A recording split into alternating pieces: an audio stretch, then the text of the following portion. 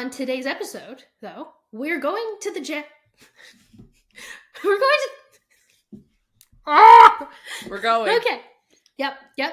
Starting up front. Recording from New York and Los Angeles, your hosts, Nicole Katz and Briana Klein, are lined up on the grid for this week's Grid Walk. Engines are fired up, ready to broadcast to you every Thursday on YouTube, Spotify, Apple, and more. Subscribe, like the video, turn on auto downloads, and leave a review to provide us with a fresh set of tires. Today, Grid Walk will take pit stops at... This week's episode, we are going to start with a conversation about the fact that we have the Japanese GP this week, and that does feel weird because it is April and not the end of the season, it's the beginning of the season, and there's a lot of reasons to be excited about this. So we're going to give you a very strange preview for the Japanese GP this week that really doesn't talk about the race at all and just about our excitement for cherry blossom trees. No, I'm kidding, we're going to talk about more than just the cherry blossom trees, I promise.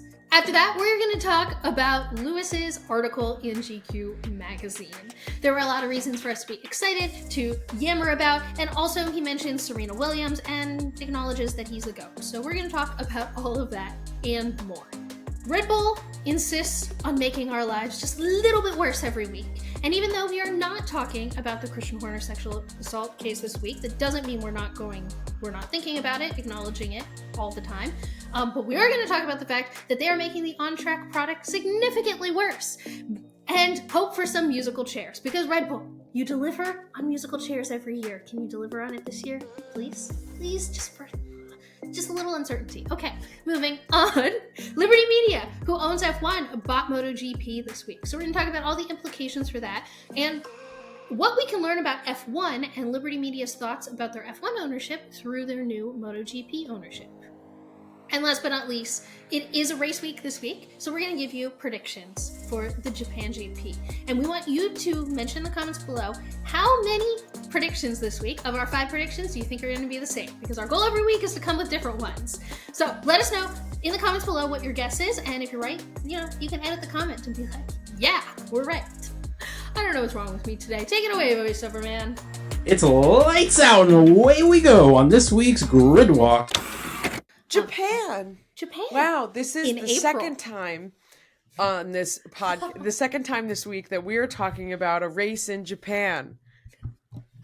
If you missed our April Fool's episode, definitely go watch it. I think it's my favorite content we've ever created, hands down.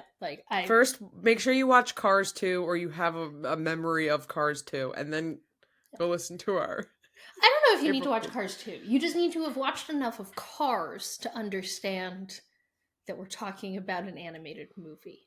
What do you mean? It's real. The World Grand Prix was just in Tokyo on the street race, and now we're talking about F1 in Suzuka in April.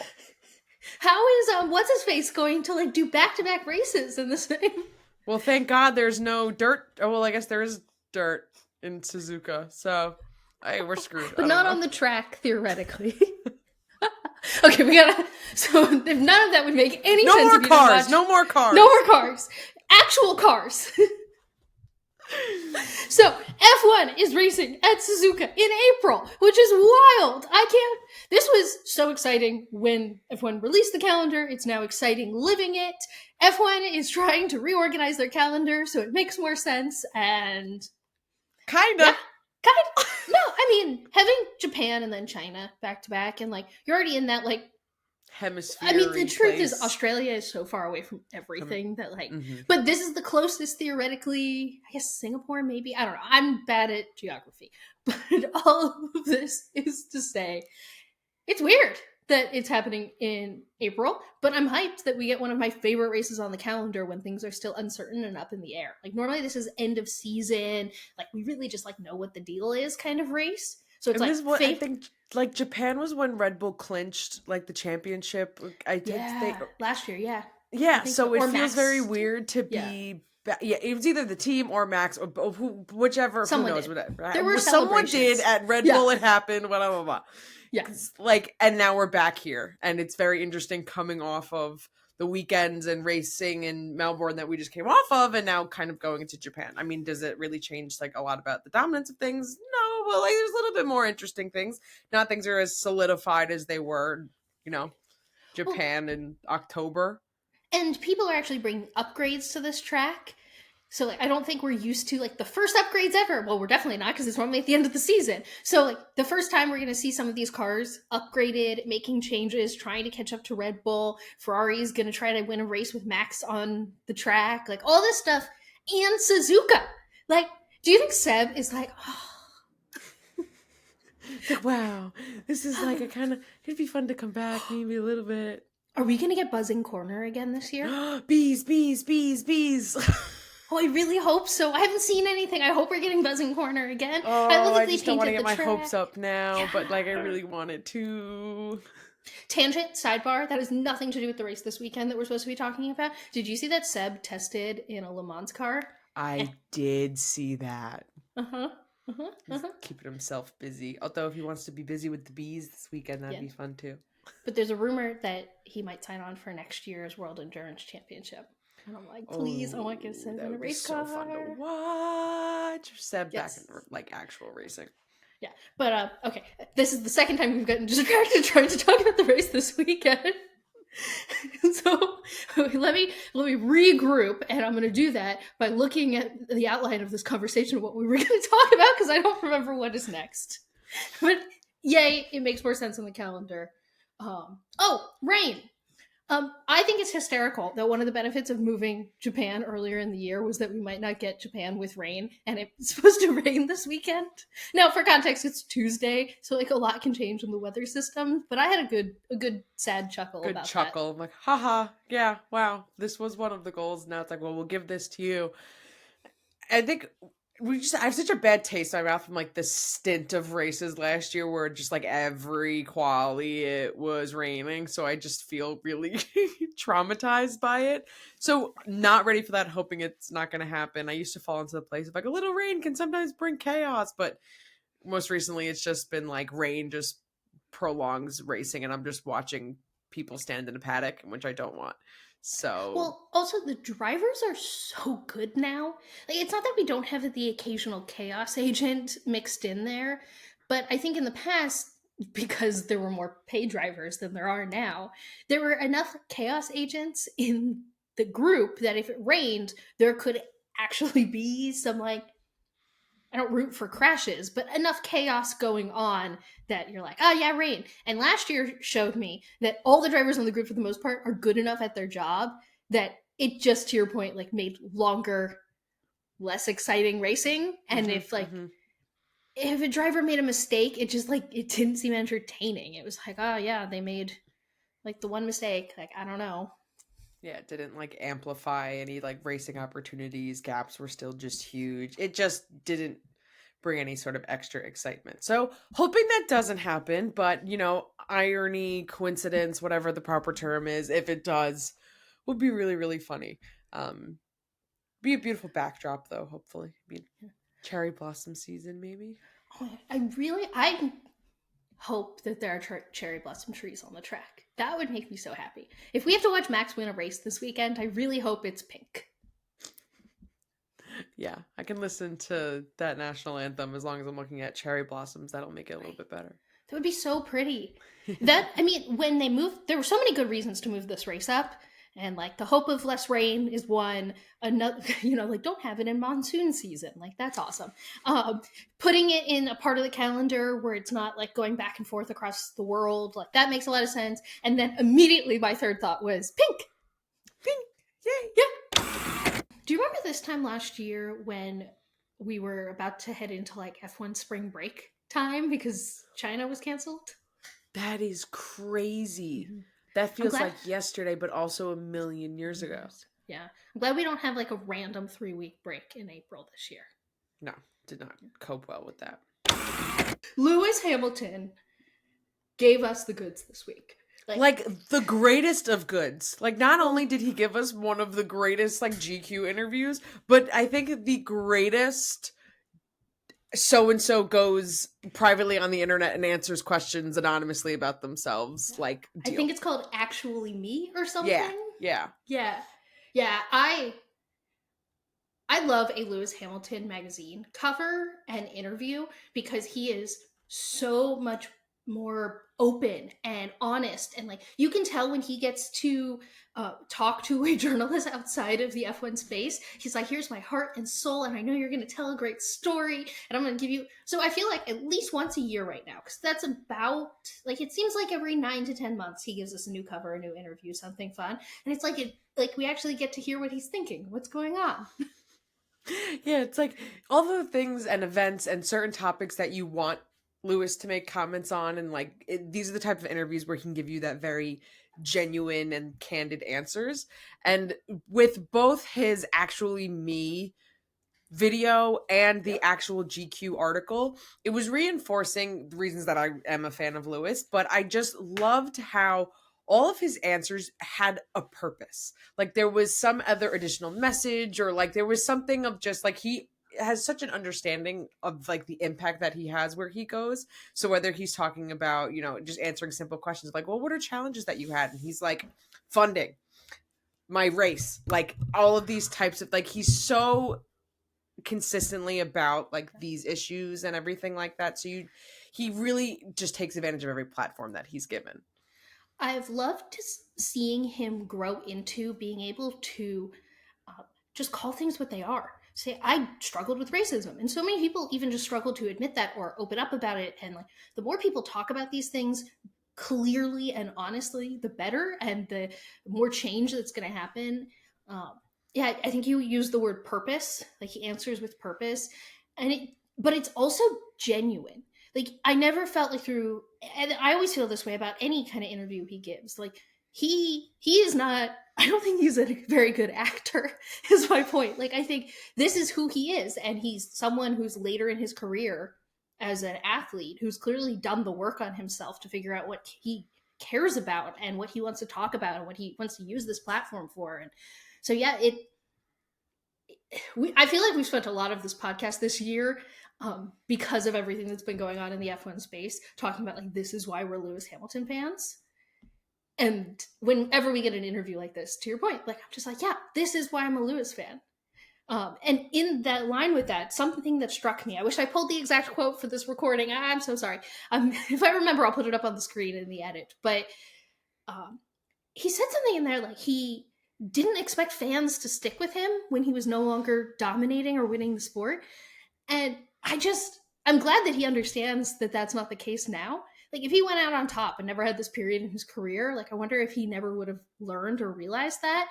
Because I'm a Lewis Hamilton fan despite the fact that he dominated the sport. It's like not always super fun or in my general nature to be like, yeah, I'm just gonna like, he's the best, I'm gonna pick him. Like, it's always cool when someone you like is the best, and he is. But I'm a Lewis Hamilton fan because he stands up for all the things that he believes in, and I also believe in all those things too. And he is on the right side of issues that matter. And I will constantly say that Lewis Hamilton might be the only driver on the grid right now who actually would want me as a fan. If he met me today, there's like nothing innately about me where he would be like, I don't want you to be my fan. And that's hard to say for most of the drivers on the grid. So it's like, not to get like super sappy about it, but like, I love Lewis Hamilton interviews because it's like, yeah, like it's so easy to root for him.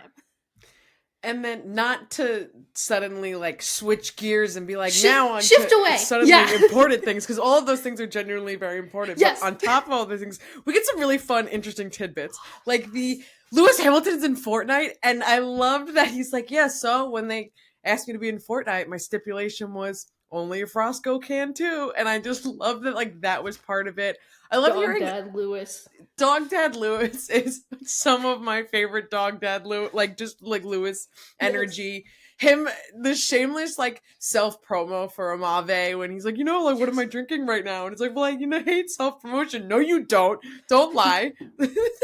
Briana whips it out right now, and I'm gonna try. I want to now with the blue one being released, like what 2 days from recording right now, on the day of release, not sponsored.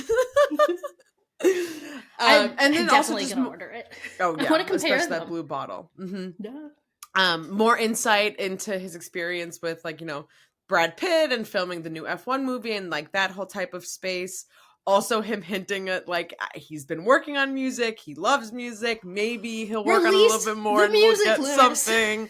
So it was just such a great like run of the gamut of, the powerful messages of who he stands up for, what he stands up for, and his insight and his journey. And then also like, silly, goofy baby girl energy, Lewis Hamilton, like, A+ interview. No one does it better.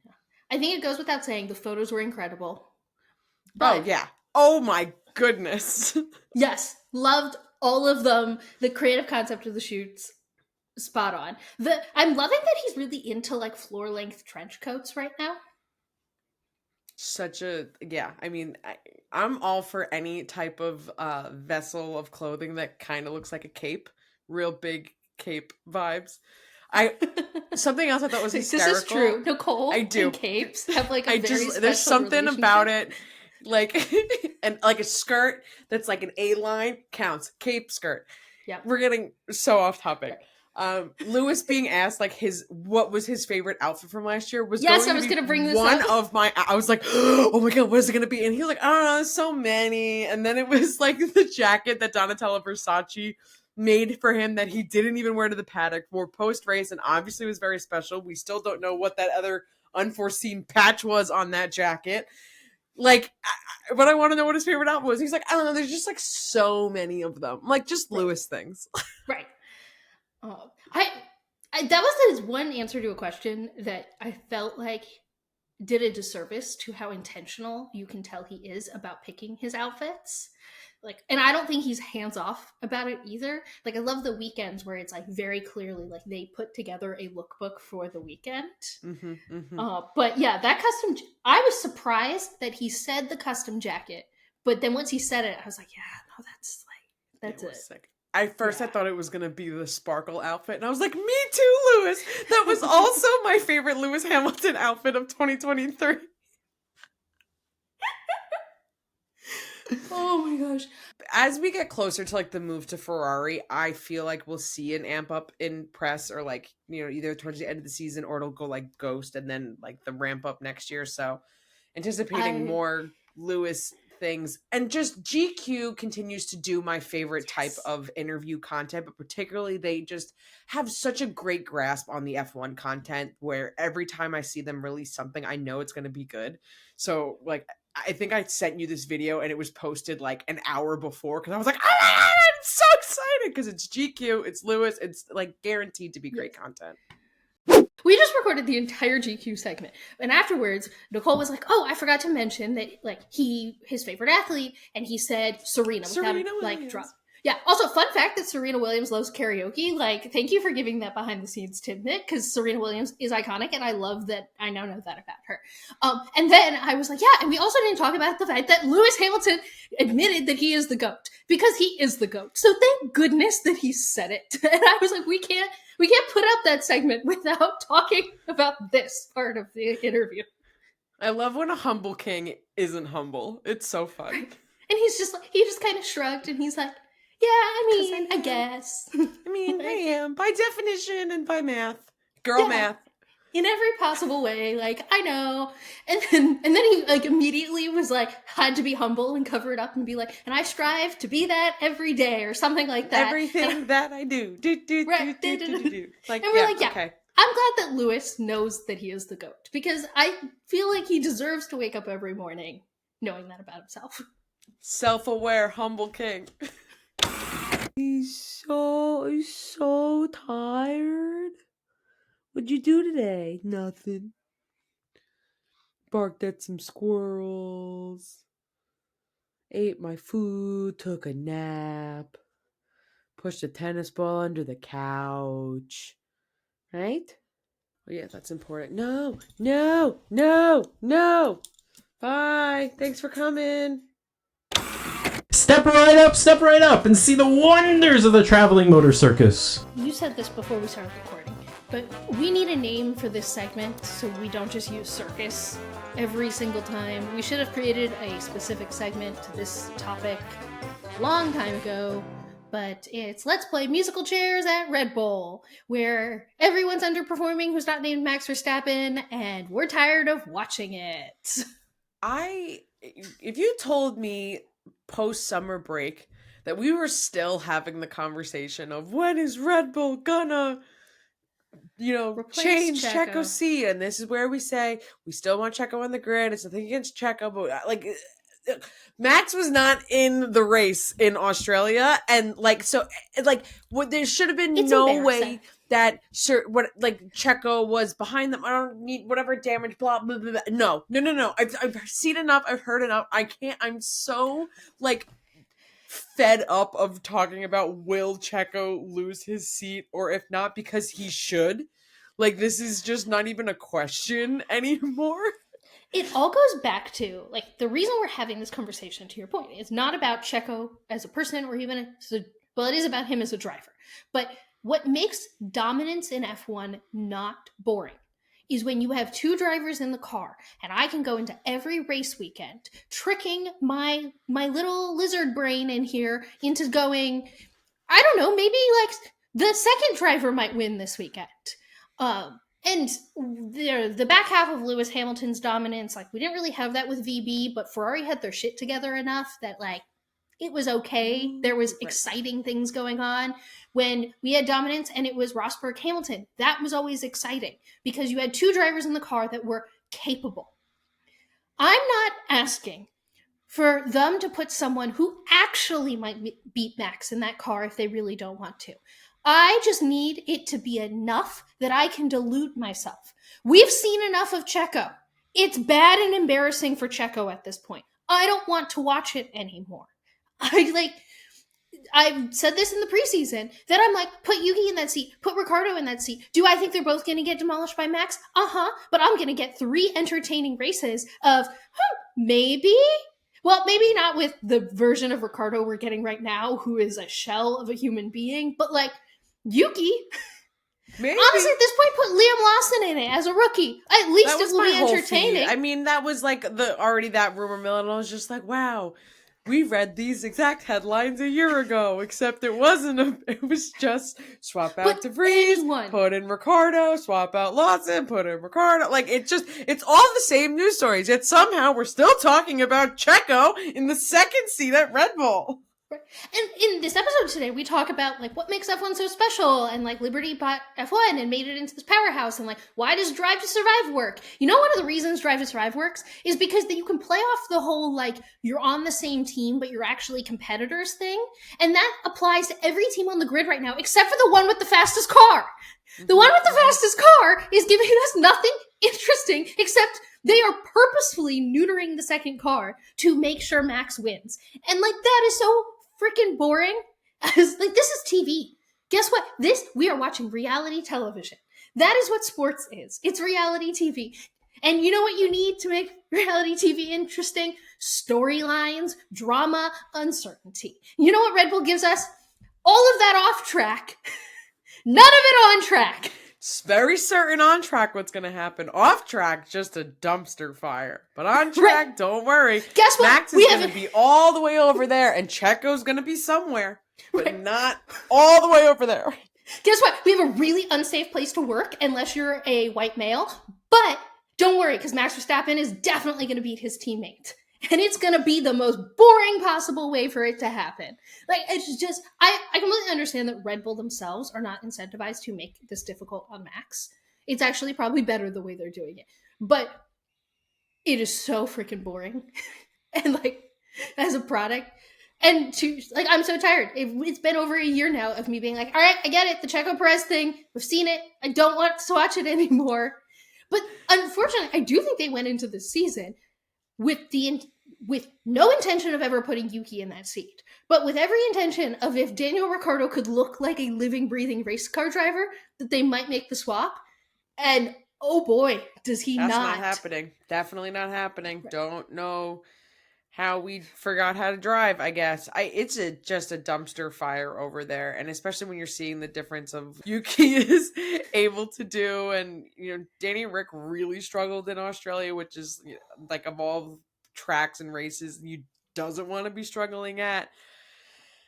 I think I don't think he forgot how to drive a race car. I think there's a reason that normally race car drivers don't drive this late into their career.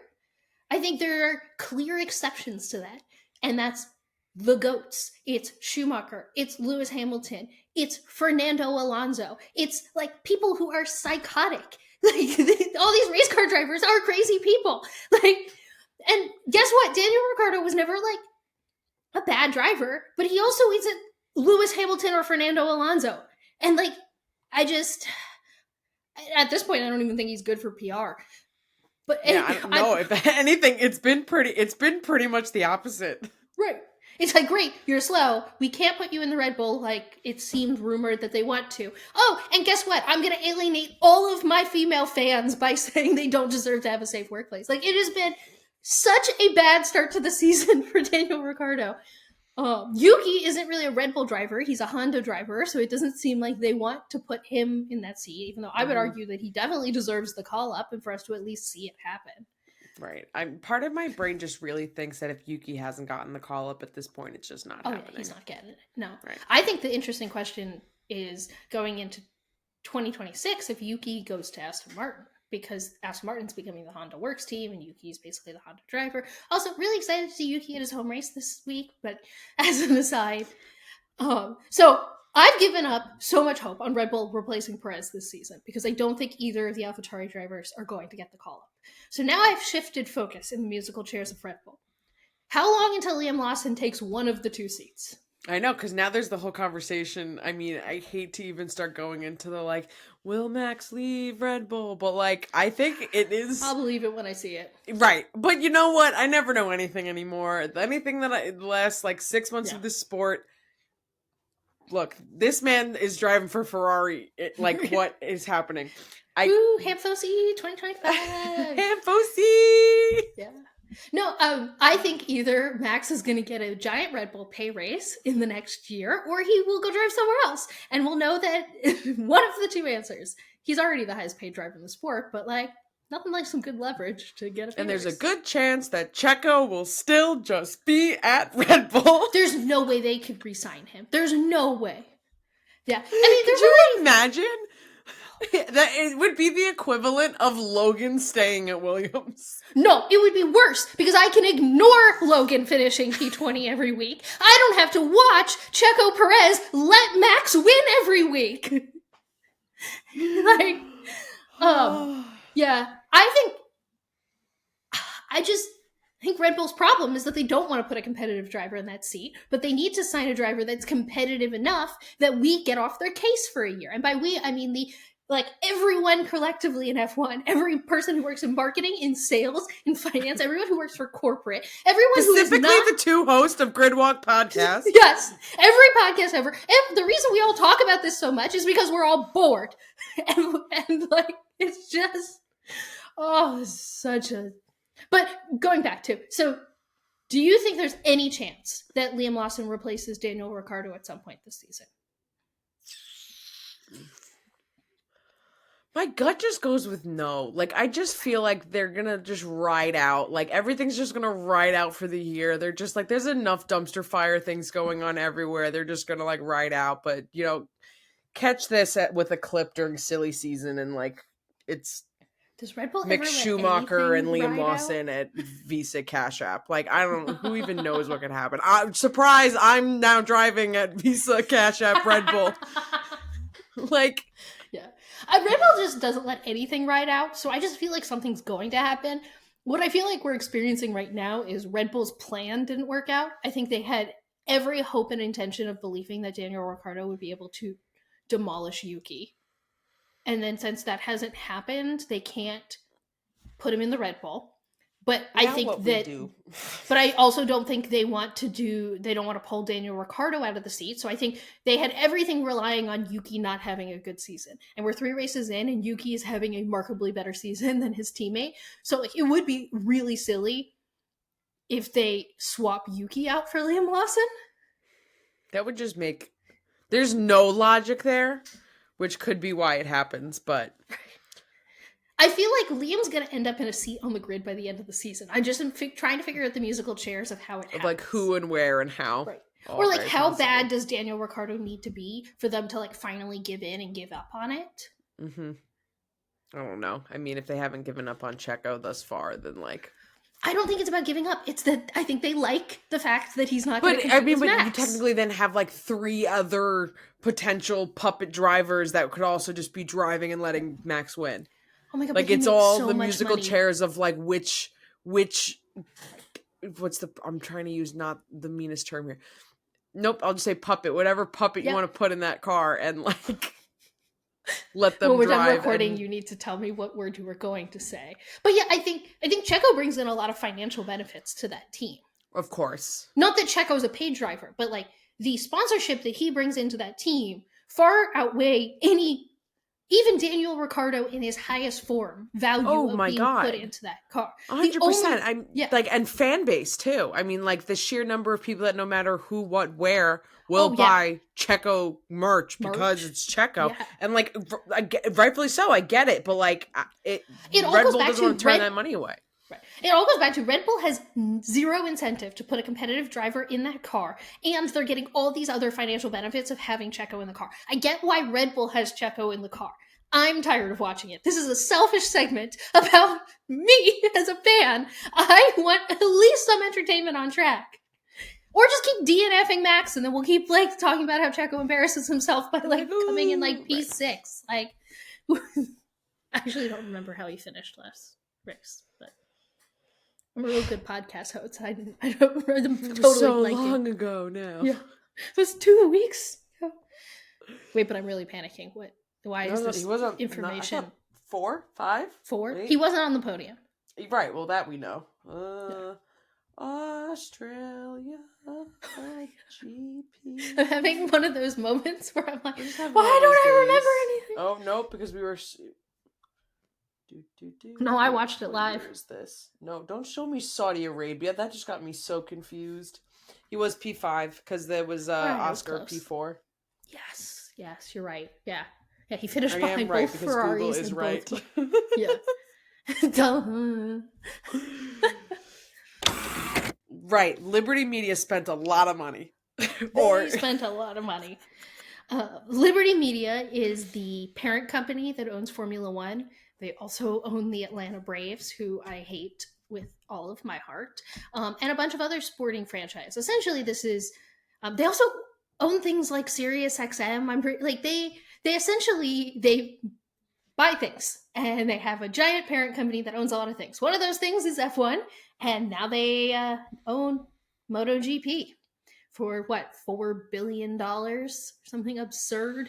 Yeah, it's something. And now I want to like look up what the actual like price is. I know we're in the middle of this, and I should have done this like right before, but now I should have. Liberty Media, Moto GP, live checking. Ooh, makes the value at 4.5. Oh yeah, but they only bought something like 83%, I believe. Enterprise value of $4.5 billion. Beep, beep, beep. They own the largest share. Transaction also amounts to an equity value of 3.5 billion euros or 3.8 billion for the company with the existing debt balance, blah, blah, blah, blah, blah. Expects to pay for the business with approximately 65% in cash and 21% shares of Liberty Formula One stock. All of this is still lots and lots of money.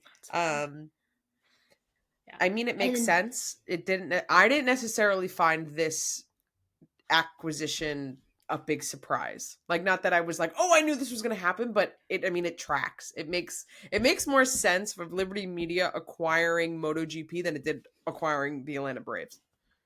I don't know. I think Atlanta Braves were like their first foray into like sports ownership. I think MotoGP, since it's the second motorsports series they purchased, makes a lot more sense than when they bought F1 too. Like, I think that was more shocking. Like, an American company buys F1 was a huge deal when it happened. I saw a lot of emotion and panic about this.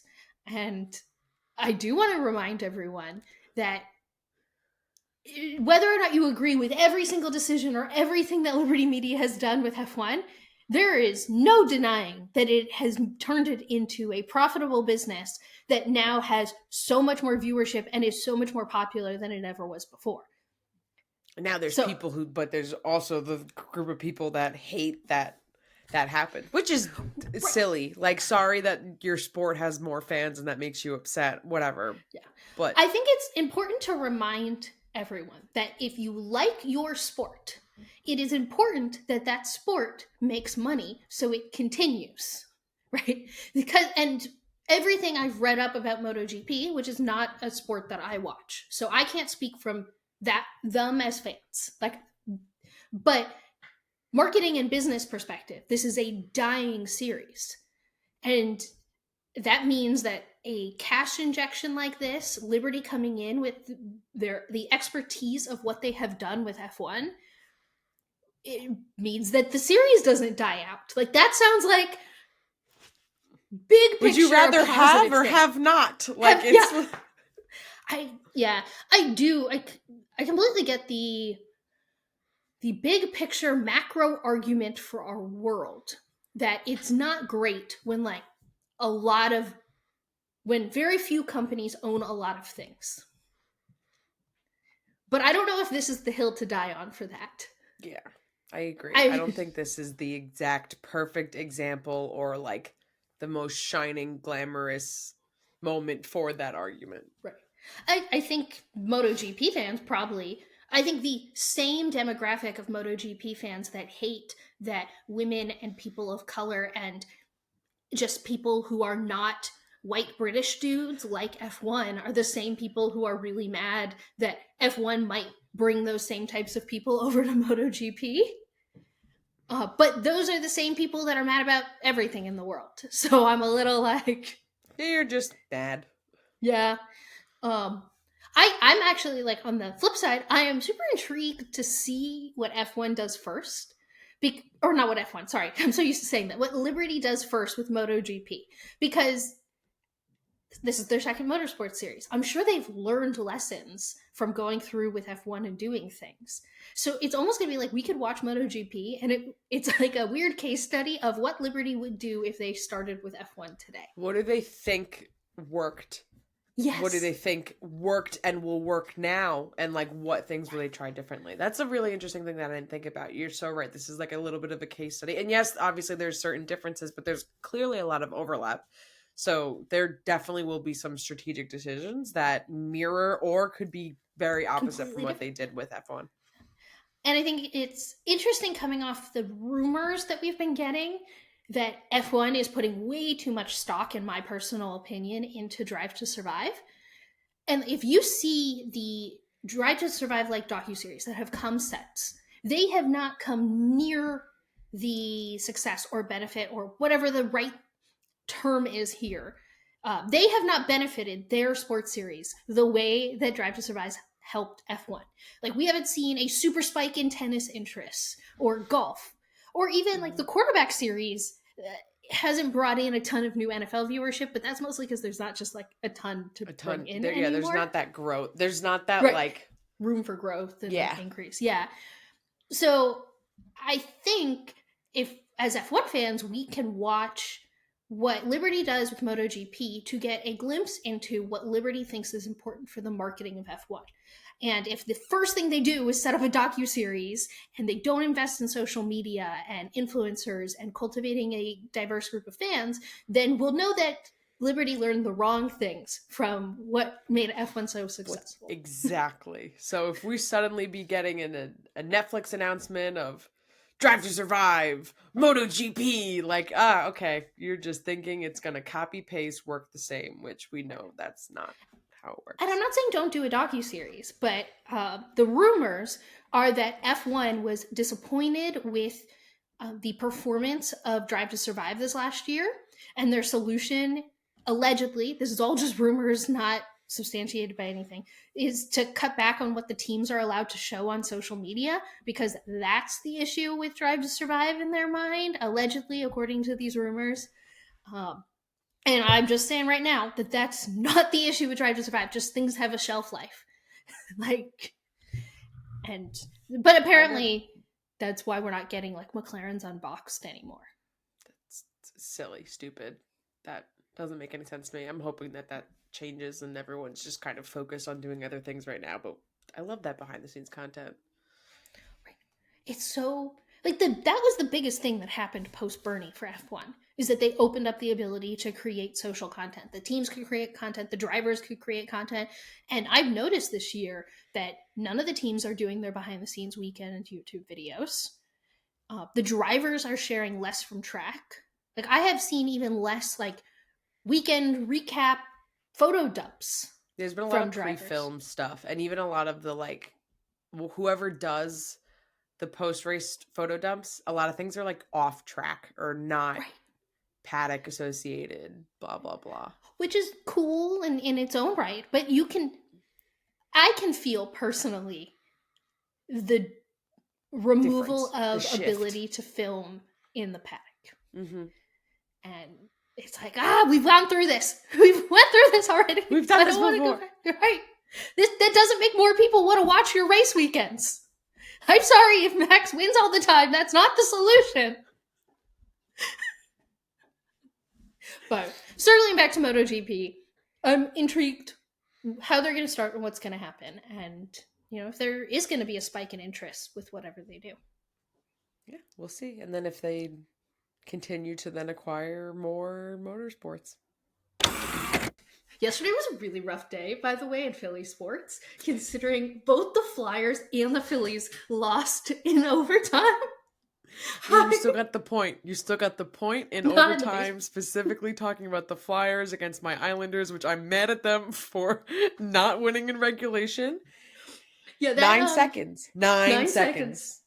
Could you imagine the highs and lows of being Morgan Frost, where he tips in the goal to send it to overtime with 9 seconds left, and then him and TK turned the puck over and makes no sense. That's again, our voice notes all day yesterday were just us sending. I'm gonna lose. No, I'm context. Gonna lose. Briana, Flyers fan, me and Islanders fan played yesterday together, both being like playoffs, ? We're try. Important for both of us, except so all day we were just like, no, you're gonna win. No, these are the reasons you're gonna win. This is why you shouldn't be upset because my team sucks. Yeah. We literally, most people would be texting back and forth saying like, yeah, my team's better than your team because of this. And like, our teams are huge rivals of each other. And instead we spent the entire day going, nah, you shouldn't be worried, you're going to win. And hey, I was right, because you shouldn't be worried because your team did win.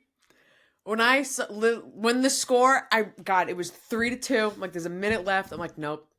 It's too much time. Too much time. We're going to go into overtime. That point's going to fly away. It's fine. It's great. Anyway, this is a Formula One podcast. It is time for Gridwalk to attempt to predict an F1 race result with 0 on-track data. This will definitely go well. Gridwalk's race weekend predictions. But like, my gut feels just bad about like half the grid. Well, that's because I feel like our predictions are always going to feel so influenced by the last race we watched. And the last race we watched was weird. So it's not like we can say, yeah, Carlos won the race, though that Max DNF'd. So yeah. My goal for the predictions this week is that we don't have the same predictions. I know that's really what I'm hoping for. Yeah. But so put in the comments below. We make 5 predictions. How many are going to be the same before we like do some weird rock, paper, scissors and like switch them? So how are we good at the content this week or not is the question. I'm trying to, oh God, literally I have written down multiple drivers for my last pick and I keep crossing them out for all of the reasons that I just don't think it's going to happen. Well, maybe it will come to you when we do the rest of our predictions. Okay. Oh God, I don't feel good about that either. All right, this is gonna be on the fly last. Okay. Whatever happens in my gut. Yep. It happens. Well, a quick update. Neither of us got a single prediction right last week, which means that I'm still up by 2 points, 7-5 on the season. And that is what it is. But it did show at least a test that our changing what we're picking worked a little bit. It wasn't so certain that we got things right automatically. Everything becomes a dumpster fire when Max DNF. So as soon as that happened, we were like, well, everything's now ruined. But looking ahead to the Japan GP, we're starting out with P3. Who do you think is going to be the last on the podium, Nicole? I have Carlos Sainz in P3. I forgot to pull up sounders. Oh my god, so did I. I can just hit it if you want. Okay. Okay, say that one more time. I have Carlos Sainz in P3.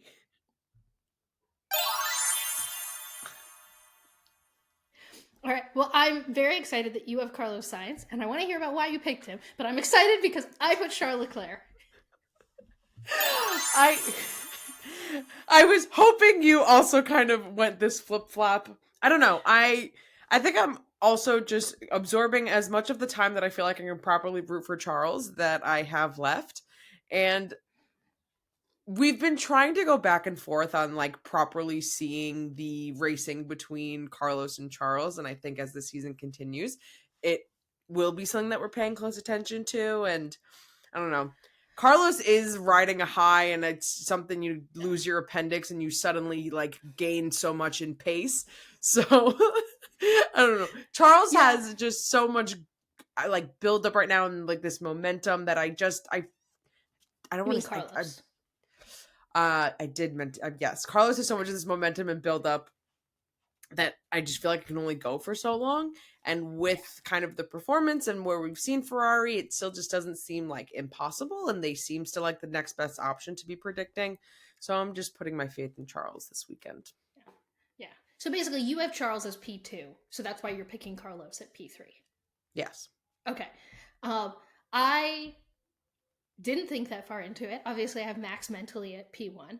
And I do think like I felt like it could be a coin flip between one of the Ferraris ending up P3, whether that's because Checo gets it together and ends up P2 or because the other Ferrari's in P2. Like, Ferrari seems to be in this weird no man's land where I don't trust that they're competitive enough with Max, but I do think that they're a good head and shoulders above all the teams behind them.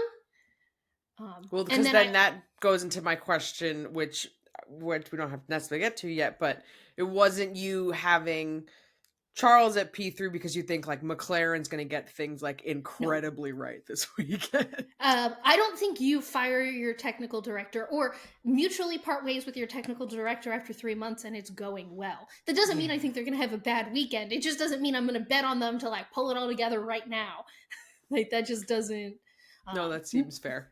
Yeah. And who knows why? Like you don't normally have a 3-month relationship in F1 and then part ways because things because of what's going on right now on track because they're planning so far ahead is what I'm trying to say. But no, I don't know who's going to be P2, but it felt like one of the Ferraris will be P3 and that's kind of just I went with Carlos.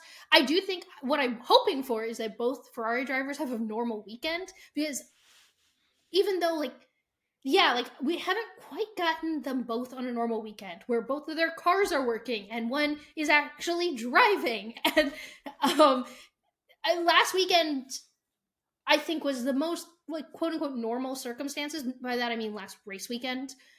But I do think there's an element of adrenaline and a comeback story that like Carlos just had everything going right behind him.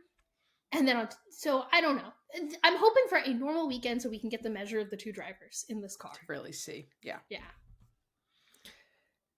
Who do you have for P5? All right. I get nervous saying it out loud because I just don't want to have the same one as you, but I went with Oscar Piastri. Oh my gosh, what an interesting time. I have Lando Norris.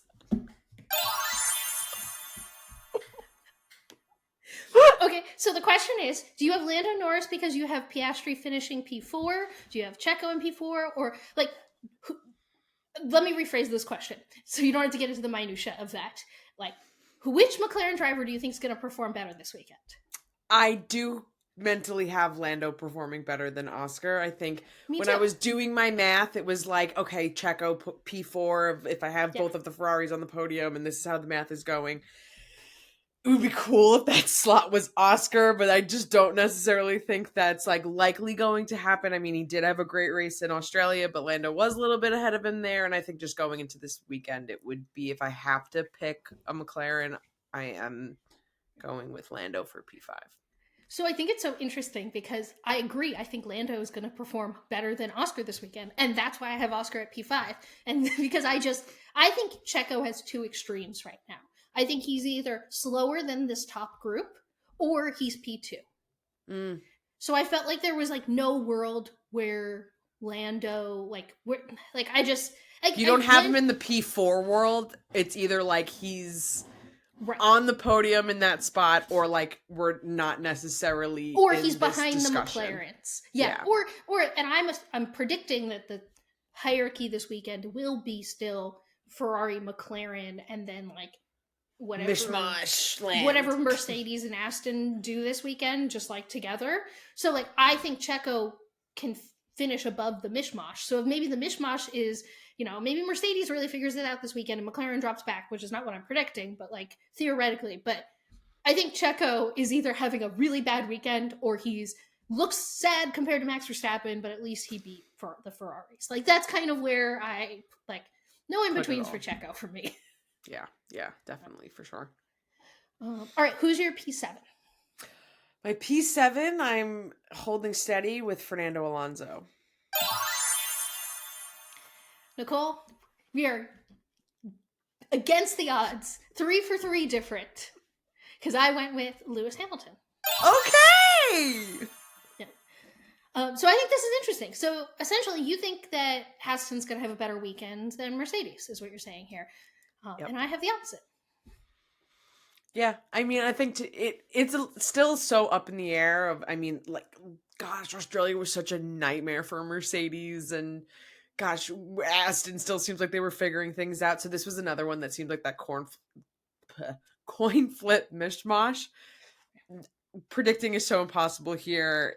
This was either going to be a Mercedes or an Aston, and it still just like pains me to like be predicting Mercedes like written down lower than a P5, even though I know in my F1 grid math that's where I have them, but it's something about the visual of like writing it down and saying it that pains me. So okay, so the only reason I went with Mercedes over Aston Martin and put Lewis Hamilton in P7, which shouldn't feel good to write Lewis Hamilton, to your point, in P7. I had him optimistically P5 last week, whereas twofold. I do think that the Mercedes was faster than the Aston last week, not in qualifying, but in the race. They just double DNF'd, which, happens. Right. I'm not going to get into that. We talked about that enough on last week's episode. They're also bringing upgrades, and not that Mercedes has given me a lot of hope or faith as of late in their ability to upgrade or do anything with this car. I just, normally speaking, I think upgrades more often than not are better than no upgrades. And it doesn't seem like Aston Martin is rumored to, at this point in the week, be bringing anything. So that's kind of, I'm going to be a blind, weird optimist that like, yeah, Mercedes might not, Lewis might make it into Q3. Woo! Yeah, I can't deal with another quality. Now I'm triggered past. Okay. Yep. P10. Who do you have? I'm banking on Alex Albon getting the first Williams points of the season. Alex Albon P10. Wow, we still don't have any of the same picks. This is such a beautiful day for us, and a really long time since this happened. I have Yuki in P10. When we get here, it's kind of like... Oh, I didn't mean to hit the sounder again, but I felt like it was fitting. It's a little like... I think there's a group of 3 or 4 or 5 drivers that all make sense in this kind of grouping. So, Yuki makes sense. I could see Yuki doing it. Yeah, top midfield, I think, like that mid real field, is kind of where I put him right now. Although I would love to see Alex be in the points again. So, and I always just assume there's going to be at least one DNF from a top team or something like that. But yeah, between ignoring Stake, because I just don't think they will get it together. At least give them like 5 or 6 races. But I feel like between and ignoring Alpine. I was going to say, the next thing, you have to also ignore Alpine. Honestly, I just had a panic moment where I forgot that Alpine existed. So I was like, I know I'm missing a team. Like in my head, I was like counting the teams I was about to say out loud, and I was like, I'm missing a team. Yeah, so ignoring Stake and Alpine, I feel like there's 3 teams that could like fall in this, like, we're on the fringe of points. Like if someone messes up above us, we'll get points. And that's the Red Bull Junior team, Williams, and Haas, surprisingly. So like, I know Williams doesn't have any points yet. It's just that like, they're like right there with Alex. Like they're going to get points. Needs to be there. Right. Similarly, who's your P11? Alex Albon! So I would love for him to be in points. However, predicting close but no cigar once again. That would be so painful as an Alex Albon fan. It'd be so sad for him. I have Nico Hülkenberg. I have Haas out of the points this week. Yeah, I mean, that's tends to be the normal fair prediction, but Nico's popping up places sometimes, or if there's some double point finishes, which you told me a year ago, I would be shocked. It's the final lap, hitting every F1 garage. Get ready for this week's Yellow Sector Notes. Starting with Red Bull, there's still no update on the sexual assault investigation into Christian Horner. We continue to hope that the Red Bull Corporation is actually taking this seriously, even though I feel that less and less every week, and that the victim is safe and surrounded by as much support as possible. This will continue to be the weekly Yellow Sector Note for Red Bull until we have an answer, because, quite frankly, I don't feel like talking about anything Red Bull's doing besides this, because until you deal with this, I'm not going to promote anything for you. All right. So moving on to some actual Yellow Sector Notes this week, starting with Ferrari. Charles Leclerc is rumored to be opening an ice cream shop. And I don't know if the internet tricked me on that because it was April Fool's this week. But nope, this is definitely real. This was coming on the internet before April Fool's. It's called Lec. It's an incredible name. There's no way that's the name. There's just no way. L-E-C. Lec. How did we, like, I think people found, like, an Instagram account for this? There was an Instagram account. Charles had posted, like, it was, like, in a photo dump. He was eating some ice cream or something. Like, it's, yeah. All right. We'll keep you updated on an opening date, because I genuinely put this on the Yellow Sector Notes today, thinking that it was an April Fool's joke that I just thought was funny. But fun. All right, in more serious news, McLaren has parted ways with their new technical director after 3 months, which can't be a good thing for what they feel about the development of the car, or what that technical director felt about McLaren's facilities and working process. So, something... They did not like each other. 3 months is very fast in F1. In the Aston Martin world, rumors are intensifying of Fernando going to Mercedes. There's some tricklings of him maybe going to Red Bull. I don't know, but Fernando is determined to make the rest of silly season interesting for 2025, and we always thank Fernando for making things messy and interesting. It was reported that Adidas is going to be replacing Tommy Hilfiger and Puma as the merchandise supplier for Mercedes in 2025. Yuki is hosting a karting event in Japan this weekend to support the Japanese Red Cross and specifically fundraising for earthquake victims. Haas note this week isn't actually about Haas, but it's about Gunther Steiner, and he was Haas for years, so it counts. But Gunther Steiner was selected as an ambassador for the Miami GP, and that both works and doesn't work and really works. And honestly, just great work by the Miami GP marketing team to get him. Williams did a pop-up this week in Tokyo that included a typical driver meet and greet. The photos look really fun. This is old news, but we haven't had a chance to talk about the fact that Zhou Guanyu did a VB helmet for the Australian GP that included a mullet and a mustache, and it was incredible. Absolutely incredible. I wish the car wasn't so slow, because I will not stop talking about how VB and Zhou Guanyu is like one of the most entertaining driving pairings. They both have so much personality, and they drive the slowest car on the grid. Except for what's probably actually the slowest car on the grid, which is Alpine. And this week, the Alpine's admin is really just over everyone's shit. So a reminder, please be nice to the admins of these social media accounts. They can't fix the car, and you commenting that on social media isn't going to change that fact. But I'm glad that the Alpine admin is leaning into the funny about the fact that they are the slowest team on the grid right now. And that's the grid walk for April 4th, 2024 completed. How was my sector time today, Nicole? Faster than we're back to racing in Japan already. Thank you for listening to this week's episode of Gridwalk. Thank you to our co-creators Nicole Katz and Briana Klein. Thank you to our four-legged executive producers and me, voiceover man. Don't forget to subscribe, like the video, turn on auto downloads, and leave a review to provide us with a fresh set of tires for the next week's show. You can follow us on social media at Gridwalk Show for daily content. We will be back to walk the Formula One grid every Thursday, and we will see you for the post-Gridwalk debrief in the comments. Today felt like musical chairs and not a grid walk.